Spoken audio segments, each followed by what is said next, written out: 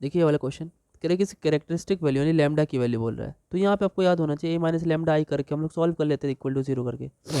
तो अगर आप सही से देख पा रहे हो तो इसे ये हमारा ट्राइंगुलर मैट्रिक्स है, अपर लोअर दो होते थे, तो अपर लोअर में सिर्फ ये जो हमारी वैल्यूज़ होती थी यही हमारी आइगन वैल्यूज़ या फिर कैरेक्टरिस्टिक वैल्यूज़ आ जाया करती थी, तो हमारा आंसर ऑप्शन सही है। ठीक है, नेक्स्ट देखिए कह रहे कि अगर कोई मैट्रिक्स 3x5 है तो उसकी रैंक मैक्सिमम कितनी आ सकती है। तो देखिए इन दोनों में जो सबसे मिनिमम वही आ सकती है, क्योंकि रो और कॉलम मिला करके ही मैट्रिक्स की रैंक आती है, और उनमें से भी जो सबसे कम होती है उधर से हम देखते थे, रो की तरफ से देखेंगे चाहे कॉलम की तरफ से, जिधर से कम होगी। नेक्स्ट देखिए जरा, कह रहे कि एफ ए अल्फ़ा ये जो आपके सामने आ रहा है ये क्या है, ये किस तरीके की प्रॉपर्टी है ना। V F V a vector space a function f from v to f which satisfy the condition this then alpha and beta belongs to b is called, ये क्या है। तो वैसे इसने क्या बोला है, इसने बोला वेक्टर स्पेस से एफ में जा रहा है, अपने ही फील्ड पे चला जा रहा है, तो इसको आपको याद होना चाहिए इसकी डेफिनेशन, ये फंक्शनल की डेफिनेशन है। फंक्शनल के साथ ही साथ इसने क्या किया, कांस्टेंट को बाहर कर दिया और फंक्शन अप्लाई कर दिया, तो इसे लीनियर फंक्शनल बोलते हैं। अगर यही हमारा टी यू से वी में यानी एक वेक्टर स्पेस से दूसरे वेक्टर स्पेस में आता तो हम इसे लीनियर ट्रांसफॉर्मेशन बोलते थे। सेम से सेम में जाता तो लीनियर ऑपरेटर बोल देते हैं। अगर यही वी से अपने ही फील्ड में जाता है तो इसे लीनियर फंक्शनल बोलते हैं, याद रखिएगा। ये बहुत छोटे छोटे बहुत ही इजी क्वेश्चन हैं, याद रखिएगा। The product of eigenvalues of a matrix A is equal to, अगर आप किसी भी मैट्रिक्स की आइगन वैल्यू निकाल लीजिए, उनका प्रोडक्ट करिए तो वो उसके डिटर्मिनेंट के बराबर आता है। ये भी छोटी चीज़ है, याद रखिएगा। इसके बाद देखिए अगर ए दिया हुआ है, satisfy the matrix equation this then the value of this, कह रहे कि सेटिस्फाई कर रहा है बच्चों, तो क्या दिक्कत क्या है, ए की वैल्यू उठा करके रख दीजिए, मतलब ए उठा करके यहाँ पे रख दीजिए, के की वैल्यू आ जाएगी। ठीक है ना, तो रखिए ज़रा। पहले तो इसका ये क्या लिखा हुआ है, स्क्वायर लिखा हुआ है ना, -2 दो बारी कर लीजिए, मतलब ए स्क्वायर है ना, यहाँ पे रखिए 3 4 -2 ये मेरे ख्याल से इन्होंने मैट्रिक्स ही बनाया है, चलिए मैट्रिक्स ही मान के चल रहा हूँ। माइनस के ऑफ 3 4 -2 प्लस 2 टाइम्स आई मतलब 1001 इज इक्वल टू 0 मैट्रिक्स। अब इसको आपको मल्टीप्लाई करना आना चाहिए, मल्टीप्लाई कर लेंगे, के का मल्टीप्लिकेशन कर लेंगे, फिर सबको ऐड कर लेंगे और फिर लेफ्ट और राइट से कंपेयर कर लेंगे, आंसर आप चेक कर लीजिएगा। ठीक है, चलिए नेक्स्ट देखते हैं। Every square matrix satisfy it's characteristic equation is called, ये एक बड़ा ही महत्वपूर्ण स्टेटमेंट है किसका, कैली हैमिल्टन थ्योरम का।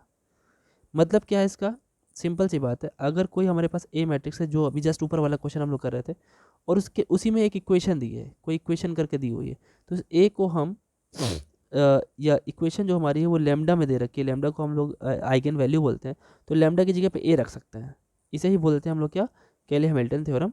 तो यही इसका स्टेटमेंट है, इंपॉर्टेंट स्टेटमेंट है, याद रखिएगा। ठीक, नेक्स्ट देखिए, at least one characteristic root of every singular matrix is, कह रहे कि अगर कैरेक्टरिस्टिक रूट यानी लैम्डा की बात करें, अगर सिंगुलर मैट्रिक्स है, सिंगुलर मैट्रिक्स मतलब कोई भी मैट्रिक्स जिसका अगर हम डिटर्मिनेंट ले वो जीरो आ जाए, तो उसका कैरेक्टरिस्टिक रूट एक ज़रूर होता है। क्या होता है अभी आपको बताया मैंने, अगर सारे लैम्डास का मल्टीप्लिकेशन कर लिया जाए तो वो किसके इक्वल आता है, डिटर्मिनेंट के, और डिटर्मिनेंट जीरो आ रहा है, तो जीरो आ रहा है इसका मतलब कोई ना कोई जीरो रहा जरूर होगा, तभी जीरो आ सकता है, अदरवाइज जीरो नहीं आ सकता। ठीक, बहुत छोटी छोटी चीज़ें हैं। देखिए ये तो सिंपल सा होल स्क्वायर ही है बच्चों, है ना। आप होल स्क्वायर करोगे, आप इसको होल स्क्वायर मानो तो क्या हो जाएगा, A square plus B square plus 2ab, और इसको करोगे A square plus B square minus 2ab, तो प्लस वाला कैंसिल माइनस वाला कैंसिल, 2a² 2b², ठीक, दोनों टू। ठीक है, सिंपल था ये।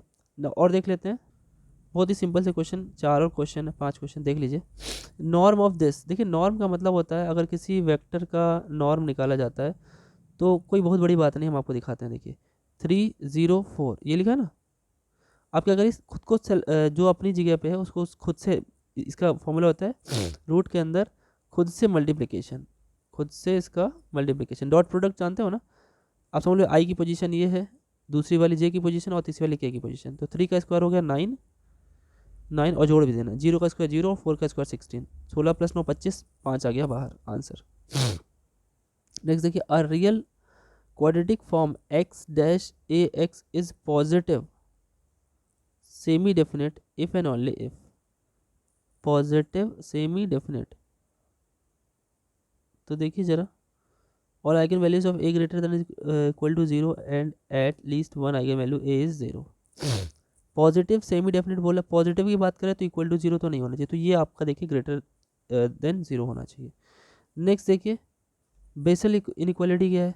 बेसल इनइक्वालिटी आपकी याद होनी चाहिए, यहाँ पे तो बड़ा अजीब लिखा हुआ है बेसल इनइक्वालिटी। ये इनइक्वालिटी आपकी याद रखिएगा, लेस देन इक्वल टू ही होती है बेसल इनइक्वालिटी। ठीक, नेक्स्ट देखिए इसके बारे में जस्ट बताया था थोड़ी देर पहले, if A is matrix with n columns then rank A nullity A is equal to n। देखिए n कॉलम बोला है ना, तो ज़रा समझिए मेरी बात को। अगर यहाँ हमने लिख दिया m और n कॉलम, आपको याद आ रहा है ये इधर जाता है, मतलब अगर हमने इसकी t बनाना चाहें तो r पावर n से r पावर m होगा, और ये डायमेंशन ऑफ डोमेन है, डोमेन की डायमेंशन कितनी है n। तो समझ जाइए rank t nullity t is equal to dimension of n। Clear है बात एकदम, याद रखेगा। तो ये वीडियो आपके जो लास्ट वीडियो के साथ एडिशन में थी, थोड़ा सा रह गया था। इस वीडियो को एंजॉय कीजिए, अपने फ्रेंड्स तक भेजिए। कल एग्ज़ाम है आपका, एग्ज़ाम दे करके आइए, मुझे सेंड कीजिएगा टेलीग्राम पे अच्छे से वीडियो बना करके, तो उसका आंसर की भी मैं अपलोड कर दूंगा। बाकी जितना हो सके आप अपने कॉलेज स्टूडेंट्स में ये फैला दीजिए, अपने कॉलेज ग्रुप में डाल दीजिए। मिलते हैं नेक्स्ट वीडियो में आपके अपने प्यारे से चैनल मैथ वैथ पर। Thank you.